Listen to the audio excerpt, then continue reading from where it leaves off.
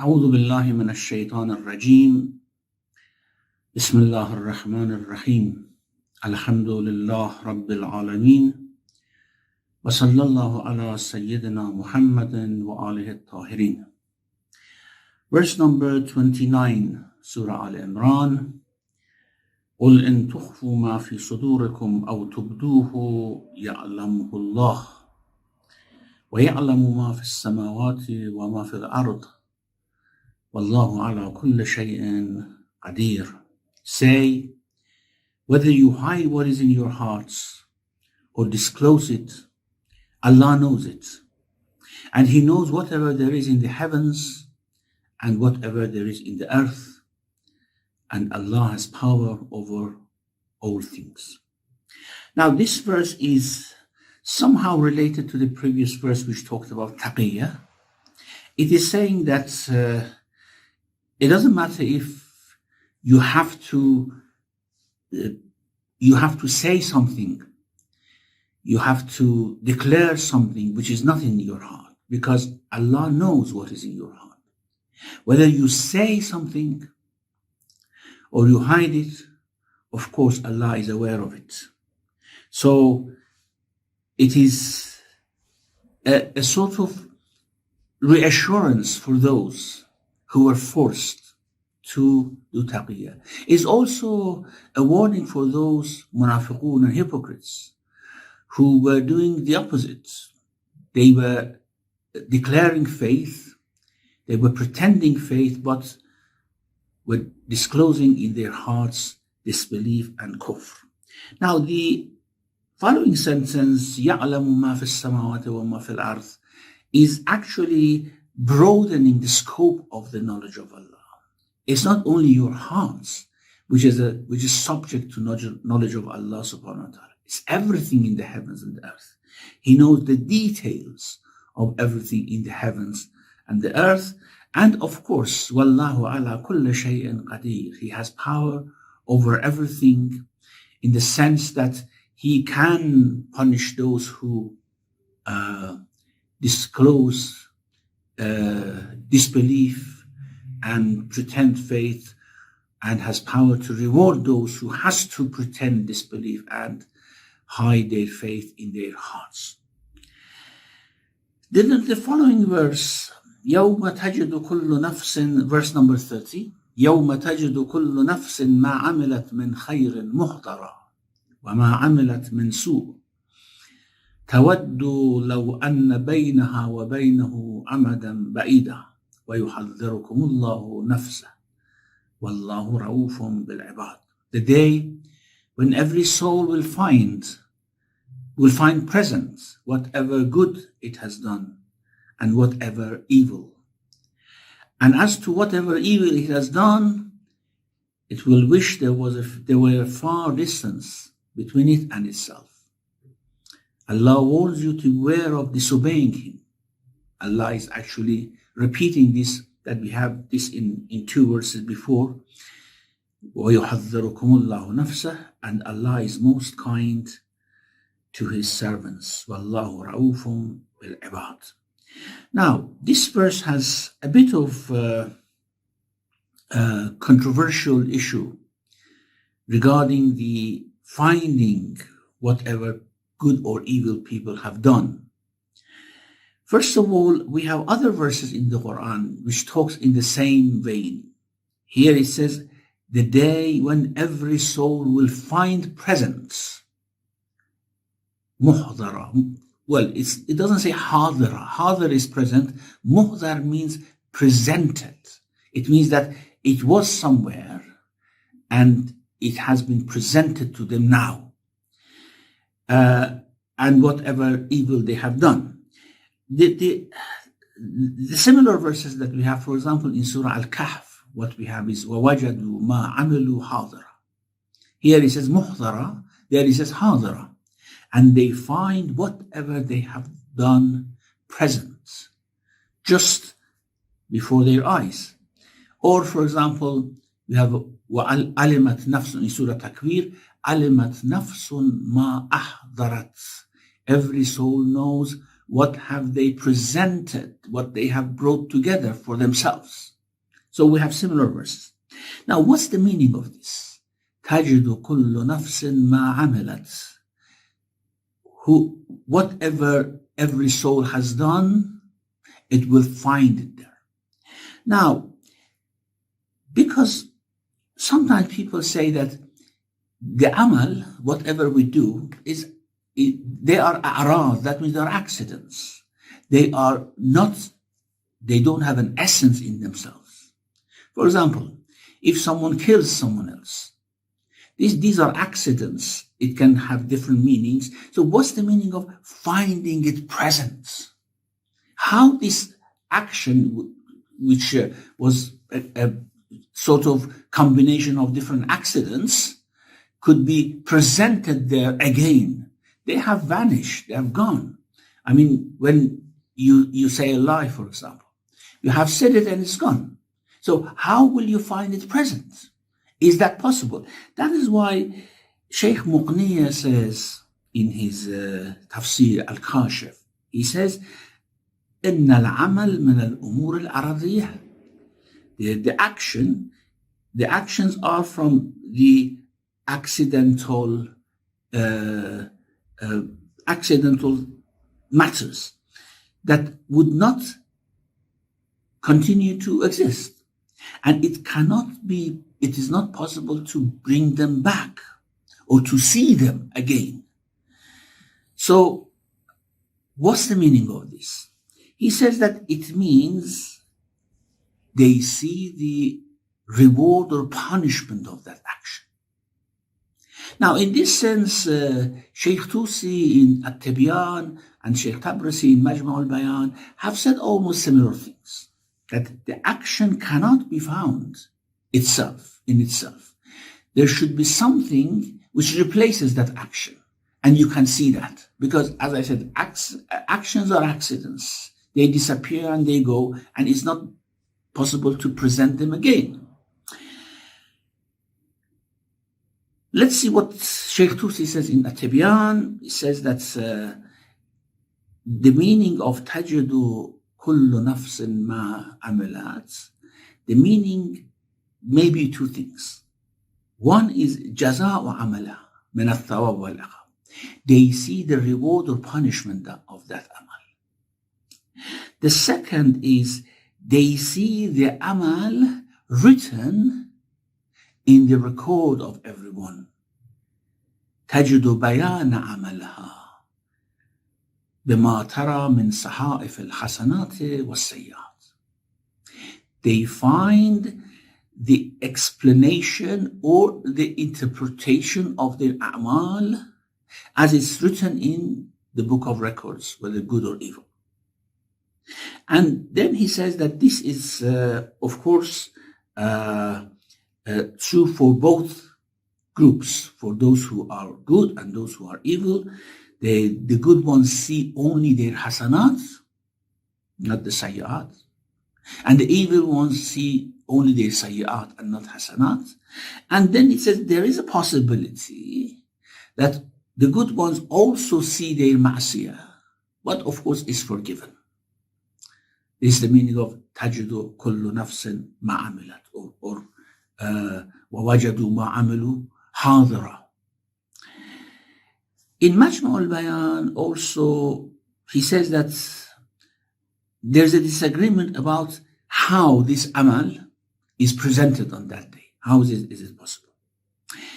And then it says, it is said that it is not the amal itself, it is the book of records of good or evil.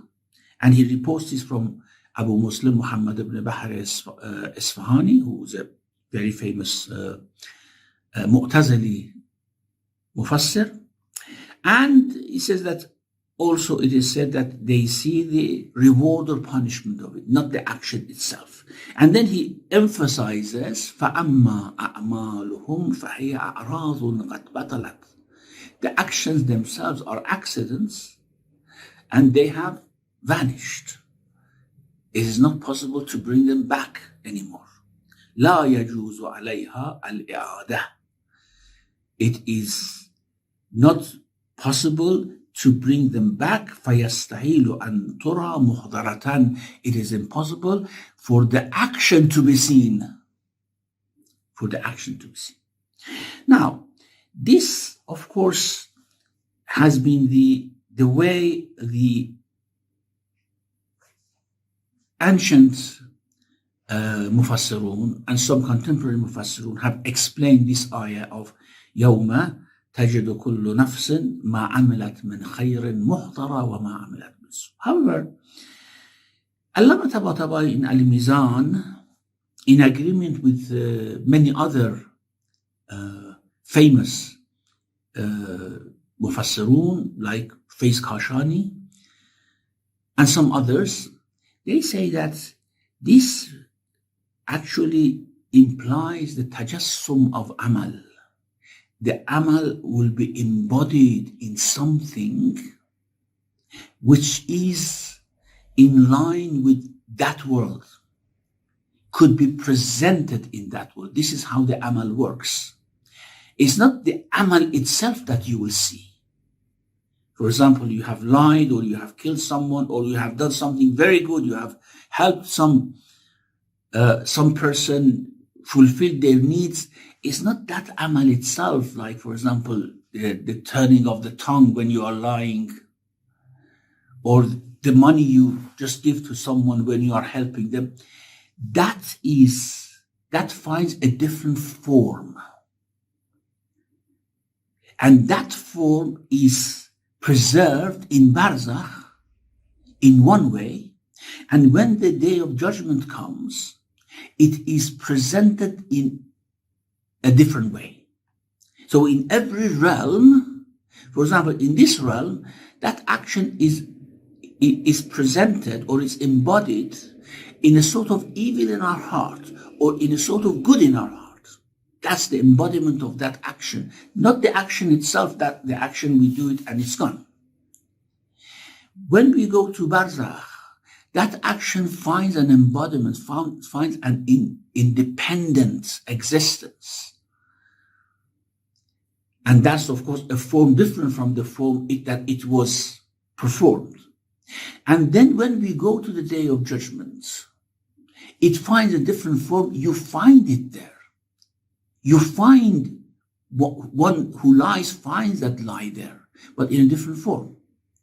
Find recitation of the Quran in different form. That's why we have, for example, Al-Quran Shafi'un Mushaffa. Quran is an intercessor that intercedes, and its intercession is acceptable. It's, of course, in a different form. And when we go to hell and paradise, inshallah, we don't go to hell, of course, I'm talking generally. When people go to hell and paradise, they find that action in a different form. It's all those actions. It's the actions which are given back to us in their forms. So it's not that a'raz or accidents which are presented there again, brought back. No, the form that it creates, first of all in our heart, in our soul, and secondly when it finds an independent existence which is given to us, given back to us. This we had in Surah Baqarah, this verse that كُلَّمَا رُزُقُوا مِنْهَا, about people in paradise, كُلَّمَا رُزُقُوا مِنْهَا مِنْ ثَمَرَةٍ رِزْقًا قَالُوا هَذَا الَّذِي رُزِقْنَا مِنْ قَبْلِ. Whenever they receive a fruit, and fruit here may be wider in its meaning than just fruits that we eat. It's the result of what we have done. So when they receive something there, they say, well, this is what we had received before. It was in our heart, it was in our soul. And then it found another form. And then now here it finds a different form. And the same thing in the hell. Here it says, the continuation of the verses, وَأُتُوا بِهِ مُتَشَابَهًا. There's something similar to what they had done or what they had been given. Here, of course, the the very superficial meaning of the verse is that the fruits there in paradise are similar to fruits there here, or that whatever they eat there as fruit, they will be given something similar to that again. But of course, that's very superficial. A deeper meaning is that they are given their actions which are very similar to what they had in this world, in their soul and heart. That's why some people say the paradise of everyone are themselves, and the hell of everyone are themselves, what they have acquired. So this is the meaning which some later commentators have given to this verse. يَوْمَ تَجِدُ كُلُّ نَفْسٍ مَا عَمِلَتْ مِنْ خَيْرٍ مُحْضَرًا. They find the actions themselves. Of course, not in the form of accidents which disappeared in this world, but in a form which is somehow find an embodiment which can hurt or can please. Now here we have a hadith which actually supports it. Qais ibn Malik was a Bedouin, a very generous man, famous for his generosity, for his forbearance, and he was a companion of the Prophet in the sense that he met Prophet once, if we call this a companion, because he was living far away with his tribe. Once they came to the Prophet with his tribe, first of all to declare their submission to Islam, and secondly to see the Prophet and learn from him. When they arrived, this Qais said, Ya Rasulullah, give us an admonishment so that we take it as a souvenir from Medina to our people. Something like this. Of course, I'm just explaining what he said. The Prophet said, وَإِنَّهُ لَا بُدَّ لَكَ يَا قَيْسٍ مِنْ قَرِينٍ يُدْفَنُ مَعَكَ وَهُوَ حَيٍّ وَتُدْفَنُ مَعَهُ وَأَنْتَ مَيِّتٌ. Know that, O Qais, know that you have no choice except to be buried with a companion who is alive while you are dead. It means that when we die, a companion is buried with us. We are dead, but that companion is alive. فَإِنْ كَانَ كَرِيمًا أَكْرَمَكَ وَإِنْ كَانَ لَئِيمًا أَسْلَمَكَ. If the companion is noble, then he will honor you, ennoble you. But if he is of evil character, then he will overpower you. He will submit you to evil. ثُمَّ لَا يُحْشَرُ إِلَّا مَعَكَ وَلَا تُبْعَثُ إِلَّا مَعَهُ. Then he will only be resurrected with you, and you will only come forth with him. So he is with you in your grave, in Barzakh. When you are resurrected, he is resurrected with you. It means that he is firmly joined with you. So ثُمَّ لَا يُحْشَرَ إِلَّا مَعَكَ وَلَا تُبْعَثُ إِلَّا مَعَهُ. You will not be, he will only be resurrected with you, and you will only come forth with him. Then he said, وَلَا تُسْأَلُ إِلَّا عَنْهُ. You will not be questioned except about him, that companion. فَلَا تَجْعَلْهُ إِلَّا صَالِحًا فَإِنَّهُ إِنْ صَلُحَ آنَسْتَ بِهِ وَإِنْ فَسَدَ لَا تَسْتَوْحِشُ إِلَّا مِنْهُ. You will not be questioned about anything other than him.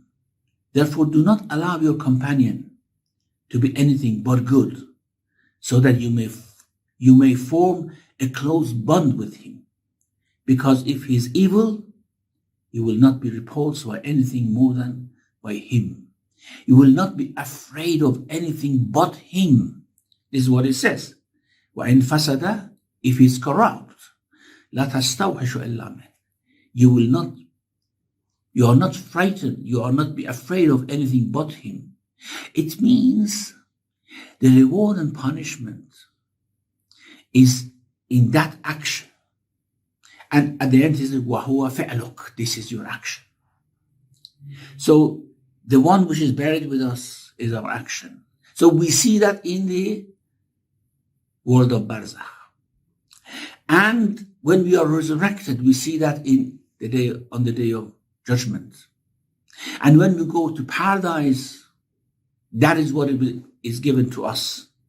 And when we go to hell, that's what it will be given to us. So this is the meaning of يَوْمَ تَجِدُ. So we have three opinions here. Two are the opinions of those who do not believe in tajassum al-a'mal, embodiment of the actions. The one was that you see the reward or punishment of your action. This is the meaning of finding your action present. Finding your action present means that you see the reward or punishment of that. Or you see that written in the book of your action. And those who believe in tajassum al-a'mal say that you see that action embodied in a form which is, of course, appropriate to that world. And if that action is evil, يَوْمَ تَجِدُ كُلُّ نَفْسٍ مَا عَمِلَتْ مِنْ خَيْرٍ مُحْضَرًا. So this muhdara, present or brought to them as something which is present in their presence, implies or vindicates the opinion of those who believe in tajassum al-a'mal. And also, تَوَدُّ لَوْ أَنَّ بَيْنَهَا وَبَيْنَهُ أَمَدًا بَعِيدًا. He wishes if there was a long distance between him and that action. Again, alludes to the fact that it is the action itself which is presented in a form which, of course, we don't know how it is. Then it says, وَيُحَذِّرُكُمُ اللَّهُ نَفْسَهُ. And Allah is warning you of himself. Allah warns you to beware of him or disobeying him. Now we have the same thing in verse number 28, I think. Yeah, it says, وَيُحَذِّرُكُمُ اللَّهُ نَفْسَهُ. It means that Allah Tabari says that in the previous verse, it alludes to the consequences of what we do in this world. Because Allah is the one who's in charge of everything. He is the one who justly gives the consequences of our actions to us. And here it talks about the day of judgment. Well, it's very clear. Because here it talks about يَوْمَ تَجِدُ كُلُّ نَفْسٍ, the day when every soul finds, and that means that we are talking about the day of judgment. Previously it was about taqiyya and this world, إِلَّا أَن تَتَّقُوا مِنْهُمْ تُقَىٰ. So here it's not a repetition in this sense, it is just giving the same thing in a different realm, in a different world.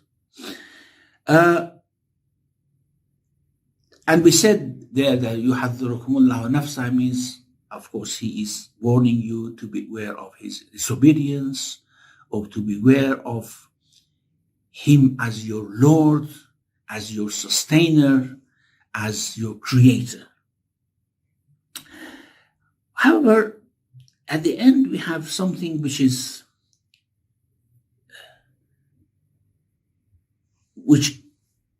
initially doesn't seem to go with يُحَذِّرُكُمُ اللَّهُ نَفْسَهُ, because it says وَاللَّهُ رَؤُوفٌ بِالْعِبَادِ. Allah is kind to the servants.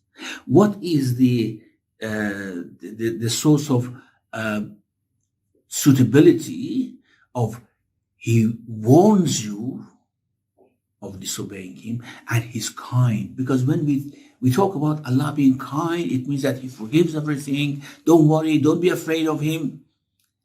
And here it says, يُحَذِّرُكُمُ اللَّهُ نَفْسَهُ وَاللَّهُ رَؤُوفٌ بِالْعِبَادِ. Allah is kind. Now, Sheikh Tusi here gives a very reasonable answer. He says that it is because of his ra'afa. Ra'afa means rahmah. So it's because of his kindness that he's warning you. He could have just left you, neglected you. Because he loves you, because he's kind to you, he's warning you about the consequences that you are going to meet, that your actions are going to be given back to you. It's just like a very kind father who's warning his children about consequences of what the mistakes that they may do in the society. So it's very clear. Wallahu ra'ufun bil ibad. Here, verse number 31, it says, قُلْ إِن كُنْتُمْ تُحِبُّونَ اللَّهِ فَاتَّبِعُونِ يُحْبِبْكُمُ اللَّهِ وَيَغْفِرْ لَكُمْ ذُنُوبَكُمْ وَاللَّهُ غَفُورٌ رَحِيمٌ. Say, if you love Allah, then follow me. Allah will love you and forgive you your sins. And Allah is all forgiving, all merciful. We are coming back now to the conversation between the Prophet and the Wafd of Najran. The sababul nuzul of this verse is mentioned. Of course, when we say sababul nuzul, the sababul nuzul of the whole bunch of verses at the beginning of the surah is the conversation between the Prophet and Wafd of Najran. So here, the suitability of this verse is that because the Christians talked about love very much. We love Allah. Allah loves us. God is love itself.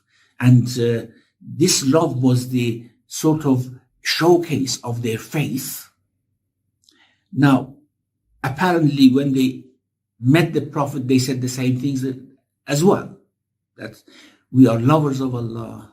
We are dedicating everything. So what you have for us, we already have that love for God.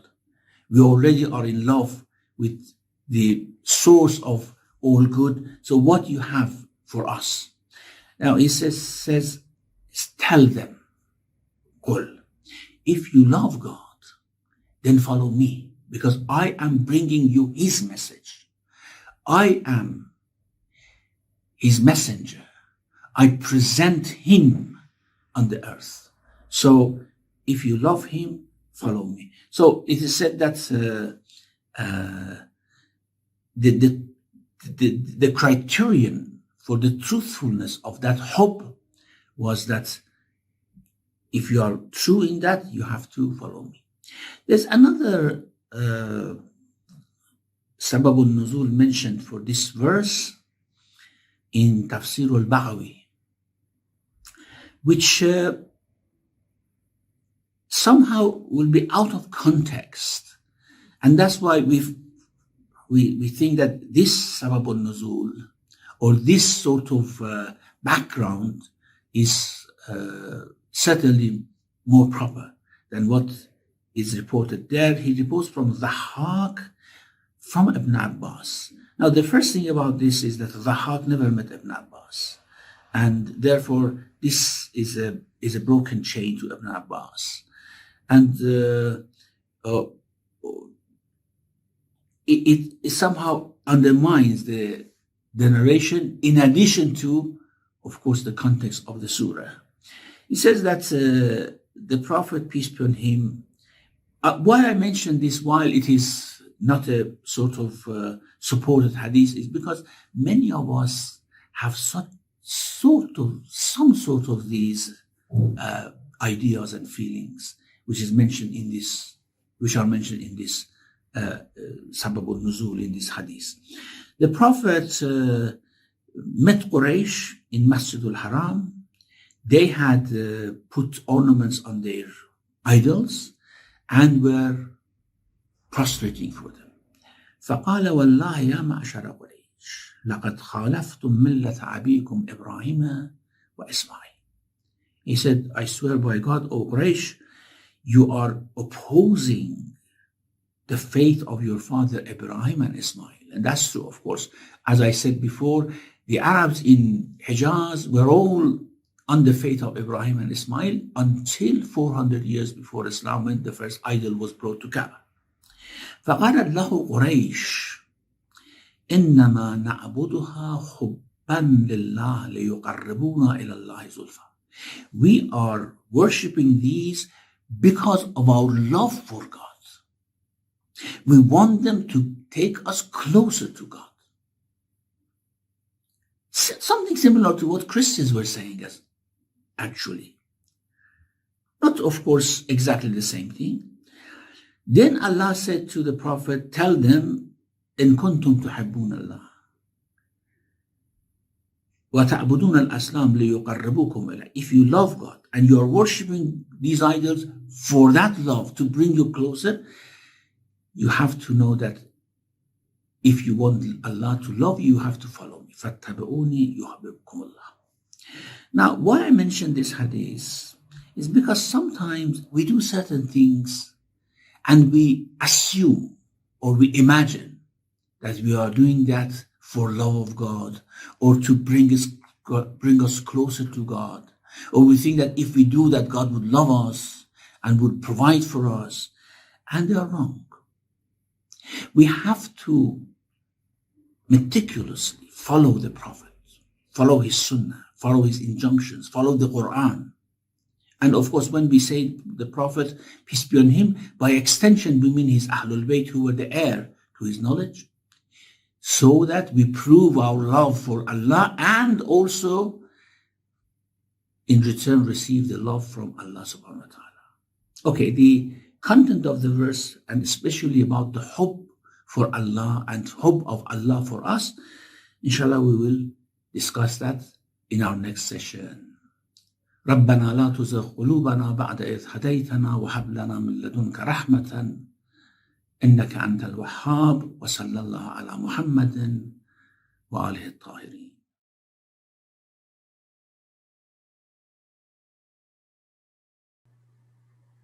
Thank you very much, Sheikh, for that excellent talk. We're just waiting for Sheikh to join us for the Q&A session. In the meantime, just make a few announcements. Inshallah, we're going to be continuing our series of Friday talks this Friday. We're going to have Michael Weir speaking to us about the role of faith in the US election. And he's going to be talking from his insights from his time in the Obama administration. So please do try and join us for that. Along with that, we're also going to be continuing our regular programs. So we have tuition classes on Sunday. We have madrasa on Sunday. We have yoga on Tuesdays. We have dua kumail on Thursdays as well. For further information on any of our programs, please do take a look on our website, www.sicm.org.uk. Let me just take a second and check where Sheikh is.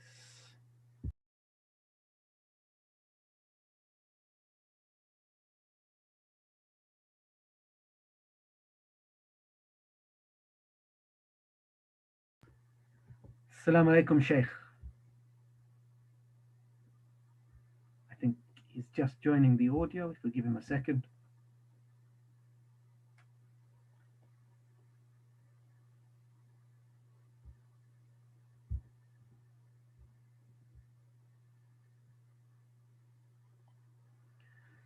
So if anyone does have any questions, please do post them in the chat, either on YouTube or here on Zoom.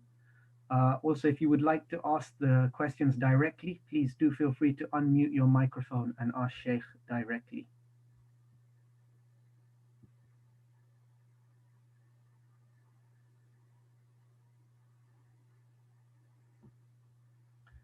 Assalamu alaikum, Sheikh. How are you keeping?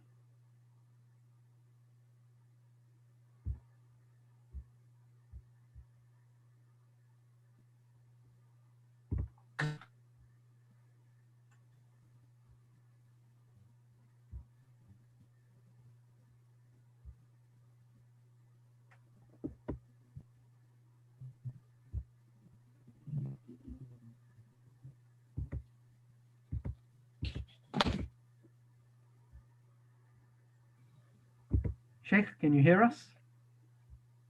Assalamu alaikum, I can hear you now, yes. Assalamu alaikum wa rahmatullah. How are you keeping, Sheikh? Alhamdulillah, very well. Thank you so much. Inshallah, all of you are well as well. Alhamdulillah. Thank you so much for joining us. We do have a few questions. So if we begin with the first one that's come through. Is the reward or the punishment in this life, or is it at the day of judgment, or is it in both lives?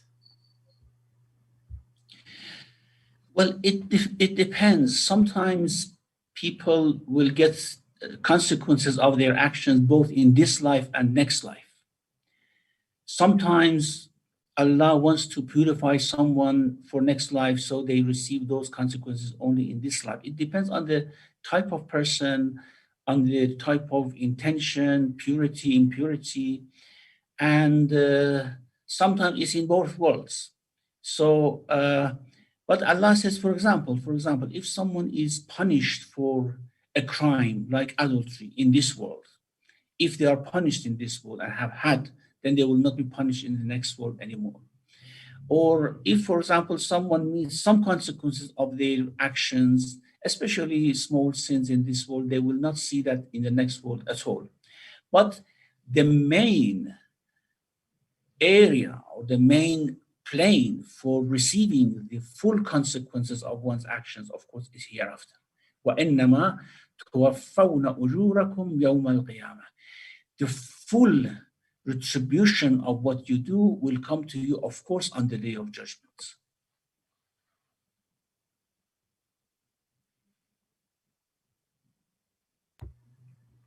Thank you. Also, another question we've got is, people say God acts in mysterious ways. Could you expand on this and tell us how do we experience this action in our life? Well, it looks as mysterious to us. Of course, God can act in any way, and it's not mysterious for him. It's mysterious for us in the sense that, for example, sometimes we come to a situation which by probability it was almost impossible to happen, or there was a very low probability for that, and it happens.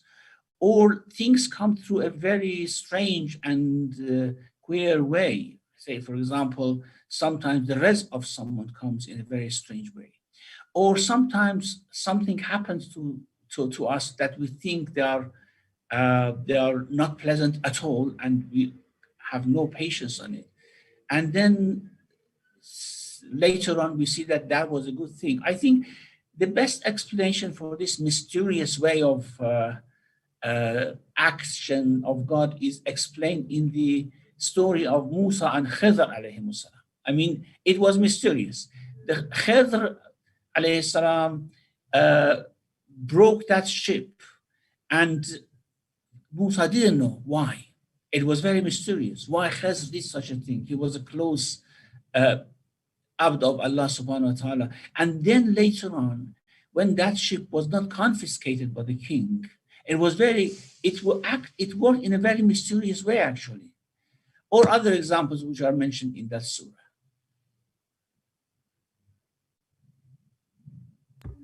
Thank you. Sabah, would you like to ask your next question directly?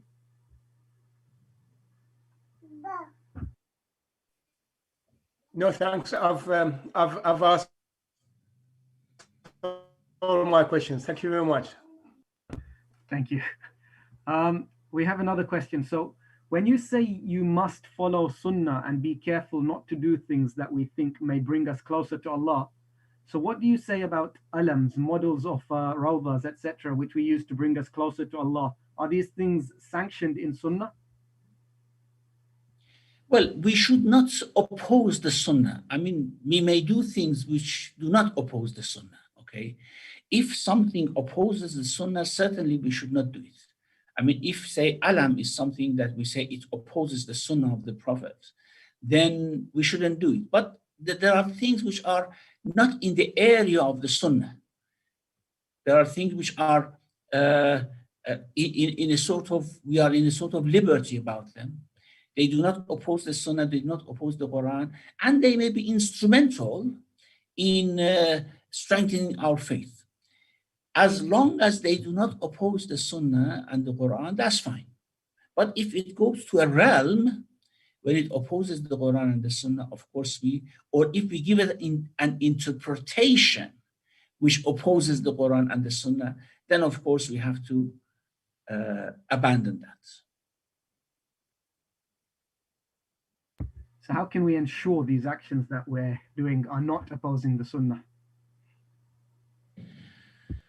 Well, in these matters, we have to really refer to ulama, to maraja. And I know that even maraja among themselves, they have differences of opinion. However, that's the best of our capability to find out whether something opposes the Sunnah or not Sunnah. And sometimes it's not only maraja, it's people of deep knowledge of the Quran, which may not be a marja, but they have deep knowledge of the Quran, deep knowledge of the Sunnah. So we shouldn't just follow someone who has studied a couple of years, say, for example, and then come and issue fatwa or opinion that this is correct or incorrect. Although these people, like myself, are somehow familiar with the injunctions and with the rulings of Sharia, but we are not very deep. We have to refer to those people who are deep in their knowledge, seek their fatwa on these matters. Ali, I see you've got your hand up. Do you want to ask a further question? Yeah, assalamu alaikum. If I can just follow up on that. I think firstly, thank you very much for your talks. I think that one of the things that I found that this whole pandemic has allowed is for you to come back on Sunday mornings, because I think without the pandemic, maybe you would not have been doing these virtual lessons. So that's really good. I'm part of the pandemic, Sorry? I'm part of the pandemic, I don't leave you. So I wanted to really follow up and so I know you said that this kind of thing is there are some things that we have liberty about because they do not go against the Sunnah.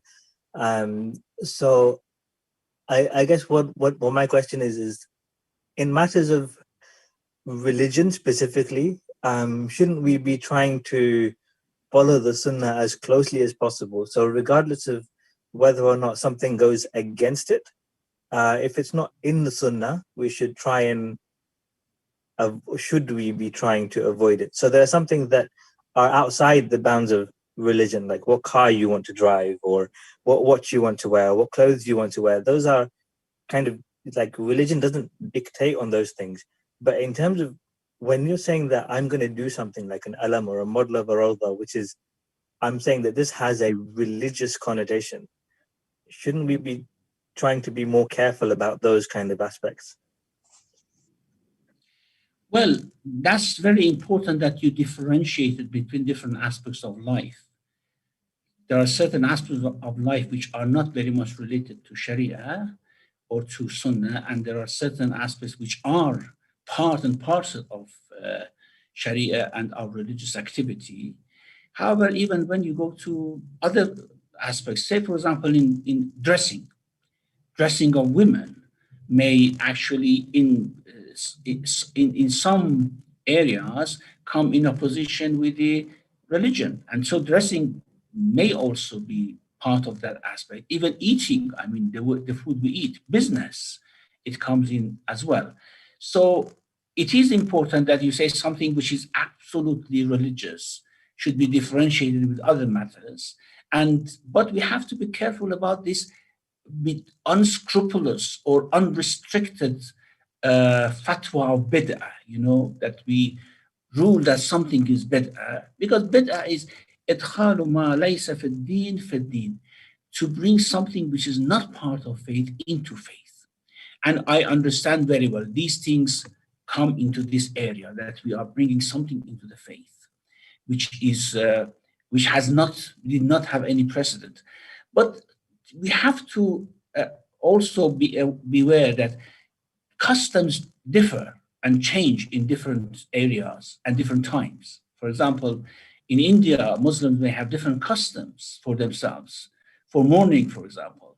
While in, say, for example, Iraq or in Iran, they have different customs for themselves.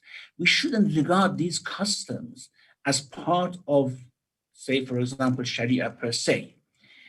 For example, say the example that is very clear in a matter of dispute between Muslims, not only Shias and Sunnis, but some Sunnis plus Shias and other Sunnis and Salafis, like, for example, Milad al-Nabi.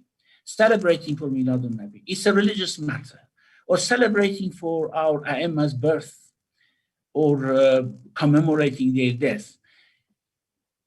Do we regard this as better or not? Because it didn't happen at the time of the Prophet. Is it part of Sunnah? Should we go into that area of Sunnah and non-Sunnah in these matters? Or we say that, well, let's look at the maqasid of this, look at the functions. And if the action itself is not something which directly opposes the Sharia, and the function is good, and function actually is instrumental towards fortifying the Sunnah itself, then why should we abandon it? I think this is where we have to consider carefully what are allowed and what are not allowed.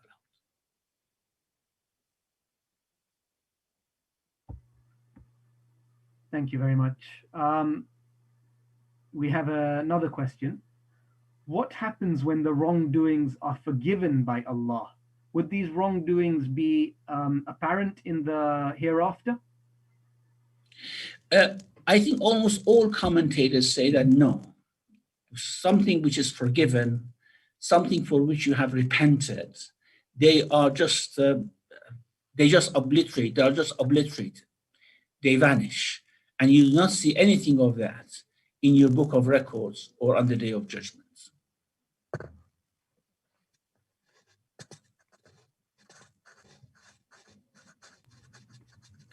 Thank you very much, Sheikh. Are there any last questions?